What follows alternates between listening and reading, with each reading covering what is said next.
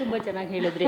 So ಇನ್ನು ರಚನಾ ಅವರು ಬೇರೆ ಭಾಷೆಗೆ ಹೋಗಿಲ್ಲ ಇನ್ನು. ಸೊ ಅವಕಾಶಗಳು ಬರೋದಕ್ಕೆ ವೆಯ್ಟ್ ಮಾಡ್ತಿದ್ದಾರಾ, ಅದರ್ವೈಸ್ ಬೇಡ ಅಂತ ಡಿಸೈಡ್ ಮಾಡಿಕೊಂಡು ಕನ್ನಡದಲ್ಲೇ ಉಳಿಯುವಂಥ ಏನಾದರೂ ಆಲೋಚನೆ ಏನಾದರೂ ಇದೆಯಾ ಅಂತ? ಅಂದರೆ ಒಂದು ಪ್ರಾಬ್ಲಮ್ ಏನಾಗುತ್ತಂದರೆ ನಮಗೆ ಒಂದು ಸಲ ನಮಗೆ ಇಲ್ಲಿ ಇಂಡಸ್ಟ್ರಿಯಲ್ಲಿ ಜಾಗ ತೋರಿಸಿ ಆದಮೇಲೆ ತುಂಬ ಕಂಫರ್ಟಬಲ್ ಆಗೋಗ್ಬಿಡುತ್ತೆ. ಇದ್ರ ಆಚೆ ಹೋಗೋಕ್ಕೇ ಇದು ಮನ್ಸು ಬರಲ್ಲ.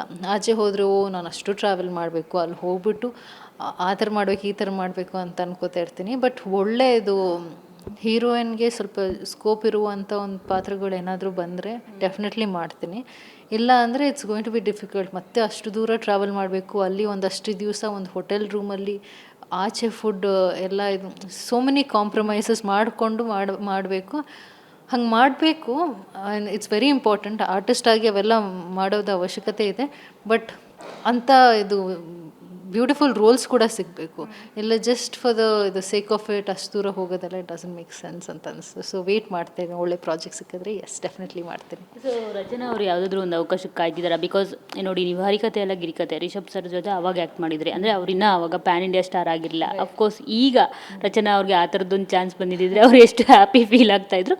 ಮತ್ತು ಈಗ ರಿಷಬ್ ಸರ್ ಇರೋ ಒಂದು ಸ್ಥಾನದ ಬಗ್ಗೆ ಹೇಳೋದಾದರೆ, ಇವತ್ತು ತಾನೇ ಮೆಲ್ಬೋರ್ನ್ ಫಿಲ್ಮ್ ಫೆಸ್ಟಿವಲಲ್ಲಿ ಅವರು ಅವಾರ್ಡ್ ತೊಗೊಂಡಿದ್ದಾರೆ ಕಾಂತಾರ ಫಸ್ಟ್ ಚಾಪ್ಟರ್ಗೆ ಬೆಸ್ಟ್ ಡೈರೆಕ್ಟರ್ ಆಗಿ. ಸೊ ಎಷ್ಟು ಖುಷಿ ಆಗುತ್ತೆ ರಚನಾ, ಅಂದರೆ ನಿಮಗೆ ಅವ್ರ ಕ್ಯಾಲಿಬರ್ ಗೊತ್ತಿರುತ್ತೆ ಮುಂಚೆನೇ ಅವ್ರ ಜೊತೆ ವರ್ಕ್ 100%. ಸೊ ರಿಷಬ್ ಅವ್ರ ಜೊತೆ ವರ್ಕ್ ಮಾಡಿದಾಗ ಐ ಥಿಂಕ್ ನಮ್ಮ ಸಿನಿಮಾ ರಿಲೀಸ್ ಆಗಿ 1 ಮಂತ್ ಆರ್ 2 ಮಂತ್ಸಲ್ಲೇ ಇದು ಕಾಂತಾರ ಕೂಡ ರಿಲೀಸ್ ಆಗಿರೋದು. ಆ್ಯಂಡ್ ಸೊ ಹಾಗಂತ ಇದು ಕಾಂತಾರನ ನಾನು ನೋಡೇ ಇಲ್ಲ ಅಂತಲ್ಲ. ಸೊ ಯೂಶ್ವಲಿ ಅವ್ರ ಆಫೀಸ್ಗೆ ಹೋಗ್ತಾ ಇದ್ದಾಗೆಲ್ಲ ಅವ್ರಿಗೆ ಕಂಪ್ಲೀಟ್ ಸೆಟಪ್ಪೇ ರೆಡಿ ಇತ್ತು. ಆ ಕಾಂತಾರ ಊರಿದೆ ಅಲ್ವ, ಅದ್ರದ್ದು ಮಿನಿಯೇಚರ್ ವರ್ಷನ್ ಆಲ್ರೆಡಿ ಅವ್ರ ಹತ್ರ ರೆಡಿ ಇತ್ತು. ಸೊ ಅದು ಅವ್ರ ಆಫೀಸಲ್ಲಿ ಯಾವಾಗಲೂ ಇರ್ತಾಯಿತ್ತು. ಆ್ಯಂಡ್ ಆಬ್ವಿಯಸ್ಲಿ ಅವಾಗ ನೋಡ್ತಾ ಇದ್ದಾಗ we saw it as just another movie. Release ಆಗೋಕ್ಕಿಂತ ಮುಂಚೆ it was just another movie. But Rishab ಸರ್ದು dedication is amazing. It's amazing. ಯಾಕಂದರೆ ನಮ್ಮ ಸಿನಿಮಾ ಶೂಟ್ ಮಾಡ್ತಾ ಇದ್ದಾಗ he was normal looking. But ಇದು ಕಾಂತಾರ ಸಿನಿಮಾದು ಶೂಟಿಂಗ್ ಶುರು ಮಾಡಿದಾಗ ಇದು ಅದ್ರ ಜೊತೆನೇ ನಮ್ಮ ಸಿನಿಮಾನೂ ಶೂಟಿಂಗ್ ನಡೀತಾಯಿತ್ತು. ಅವ್ರ ಬಾಡೀಲಿ ಫಿಸಿಕಲ್ ಟ್ರಾನ್ಸ್ಫಾರ್ಮೇಷನ್ ಎಷ್ಟು ಆಗಿದ್ದಾರೆ ಅಂದರೆ ಇದು ಕಾಂತಾರ ಸಿನಿಮಾ ಒಂದಕ್ಕೋಸ್ಕರ ಇಟ್ ಈಸ್ ಕಂಪ್ಲೀಟ್ಲಿ ಇದು ಏನು ಕಂಟಿನ್ಯೂಟಿ ಮ್ಯಾಚ್ ಮಾಡೋದೇ ಕಷ್ಟ ಆಗ್ತಾಯಿತ್ತು. It's very inspiring.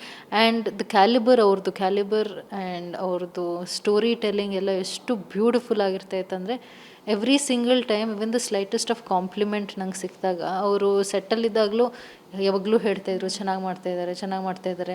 ಆ್ಯಂಡ್ ಹೇಗೆ ನಾವು ಅಂತ ಡೈಲಾಗ್ ಜಾಸ್ತಿ ಅವರೇ ಯೂಸ್ ಮಾಡ್ತಾ ಇರೋರು. So he's very funny. And ಹೇಗೆ ನಾವು ಅಂತ ಡೈಲಾಗ್ ಯೂಸ್ ಮಾಡಿದ್ರು, ಬೈದ್ರೂ ತುಂಬ ಕಾಮಿಕಲಾಗಿ ಬೈಯೋರು. ಸೊ ಅವ್ರದ್ದು ಕುಂದಾಪುರ ಸೈಡ್ ಭಾಷೆ ಇದೆಲ್ಲ, ಆ ಭಾಷೆಯಲ್ಲಿ ಬೈಯೋರು. And it's too funny. And I think he kept the set alive, light hearted. And that energy is something that has taken him very far ಅಂತ ಹೇಳ್ಬೋದು.